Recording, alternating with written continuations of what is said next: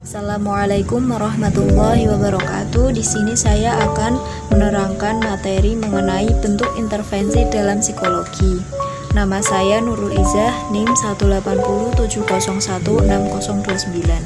Nah, yang pertama, pengertian dari intervensi itu sendiri. Intervensi adalah upaya untuk mengubah perilaku, pikiran, atau perasaan seseorang. Dari bukunya Markham tahun 2003. Selanjutnya, tujuan dari intervensi membantu klien mengalami perubahan yang diinginkan seperti berikut. Yang pertama, dapat memperoleh kembali keberfungsian sosialnya selaku anggota masyarakat yang layak. Yang kedua, memperoleh kemampuan untuk mengatasi gangguan yang dia hadapi. Ketiga, meningkatkan kemampuan mengatasi masalah dalam kehidupannya dengan teknik penyelesaian masalah yang lebih baik.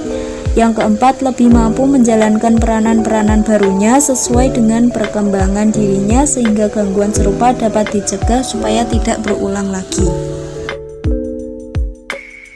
Lalu, bentuk-bentuk intervensi terdiri dari 13 bentuk. Yang pertama yaitu bentuk intervensi psikoterapi, yaitu intervensi yang dilakukan dalam suatu bentuk perlakuan atau treatment terhadap permasalahan yang sifatnya emosional, di mana seorang terapis sengaja membina hubungan profesional dengan klien dengan bertujuan untuk menghilangkan perilaku emosional kliennya. Kemudian yang kedua adalah bentuk intervensi psikoterapi suportif. Nah, intervensi ini merupakan bagian dari intervensi psikoterapi, yaitu psikoterapi yang bertujuan untuk memperkuat perilaku penyesuaian diri yang sudah baik dan memberi dukungan psikologi kepada klien. Ketiga yaitu intervensi psikoterapi reedukatif.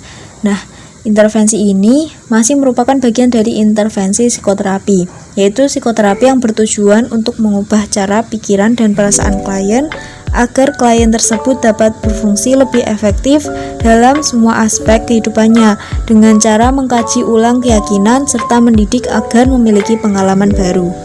Yang keempat yaitu intervensi psikoterapi rekonstruktif. Masih merupakan bagian dari psikoterapi rekonstruktif. Intervensi ini merupakan intervensi yang bertujuan untuk mengubah seluruh kebijakan klien, yaitu dengan cara menggali ketidaksadaran, analisa, memberi pemahaman pada klien tentang proses tak sadar. Yang kelima, intervensi behavioral, yaitu sebuah intervensi yang bertujuan untuk memodifikasi perilaku maladaptif langsung baik dari segi kognisi, emosi, dan sosiologis. Yang keenam, intervensi fenomenologikal, yaitu sebuah intervensi yang bertujuan untuk memberikan klien belajar mengambil tanggung jawab serta memahami perasaannya dalam berperilaku. Intervensi fenomenologikal ini juga bertujuan untuk belajar agar bisa memahami diri secara positif dan jujur serta terbuka mengenai diri sendiri. Yang ketujuh yaitu intervensi rehabilitas psikososial, yaitu sebuah intervensi yang bertujuan untuk memberikan usaha dalam memberikan informasi bagi keluarga atau pasien mengenai masalah atau gangguan yang dialami, membantu pasien memahami, mengurangi, atau mencegah munculnya masalah terkait dengan situasi sosial yang terjadi. Kedelapan yaitu intervensi preventif. Sebuah intervensi yang bertujuan untuk melakukan pencegahan terhadap suatu masalah yang akan terjadi, terutama pencegahan masalah dalam hal ketergangguan mental seseorang. Yang kesembilan, intervensi preventif tersier. Intervensi preventif ini merupakan bagian dari intervensi preventif. Namun, pada intervensi preventif tersier ini lebih ditekankan dalam usaha mencegah masalah yang akan terjadi dalam waktu yang jangka panjang ataupun jangka pendek dari sebuah tingkatan gangguan mental yang dialami oleh seorang individu atau seorang klien. Yang ke-10, intervensi preventif sekunder masih merupakan bagian dari intervensi preventif. Intervensi preventif sekunder ini merupakan jenis intervensi dalam psikologi yang bertujuan untuk melakukan pencegahan pada kelompok individu yang high risk population.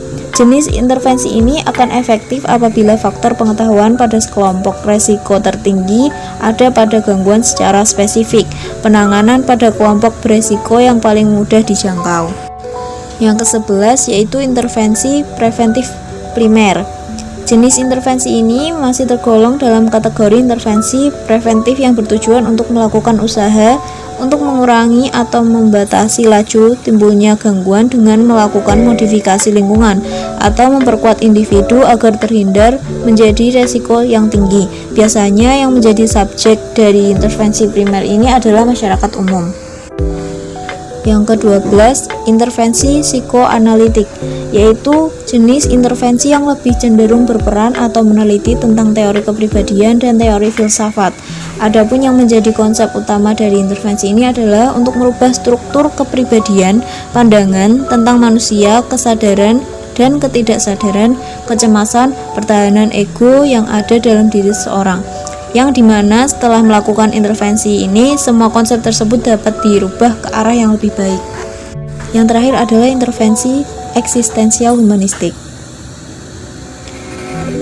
Konsep utama dari intervensi eksistensial humanistik ini adalah kesadaran diri, kebebasan, tanggung jawab, dan kecemasan, dan penciptaan makna. Penciptaan makna dalam hal ini adalah seorang individu berusaha untuk menemukan tujuan hidupnya dan menciptakan nilai-nilai yang memberikan makna dalam kehidupannya. Baiklah, sekian presentasi dari saya, kurang lebihnya mohon maaf. Wassalamualaikum warahmatullahi wabarakatuh.